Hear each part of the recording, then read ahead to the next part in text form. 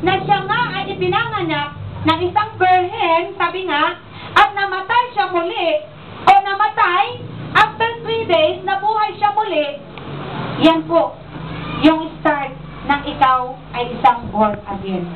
Meron kang kinonfess na pananampalataya na mula sa puso mo lumabas sa iyong mga labi. Ginawa na po ba natin lahat ito? Sino po ang gumawa nito? Mabalag ka. Once na ginawa mo ito sa puso mo, ginawa mo sa buhay mo, ikaw ngayon ay tunay na born again. Pero kung hindi ka sure, kasi tanungin mo yung isang tao kung born again ka ba?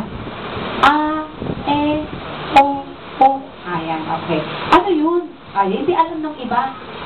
Pero lahat ng nakakakilala sa Lord, sabi ko nga, kinilala mo, pinaniwalaan mo, inaccept mo siya, at tinanggap mo na siya sa puso mo, sure ka 100% na born again ka na nga. Hindi lamang sa bibig, kundi sa puso. Marami po ang nagpapanggap o nagsasabing born again, pero hindi po mula sa puso, mula sa bibig. Alam nyo, kahit minsan nga ay mga tagapanguna na, marami, may mga na-encounter po ako, pastor daw siya.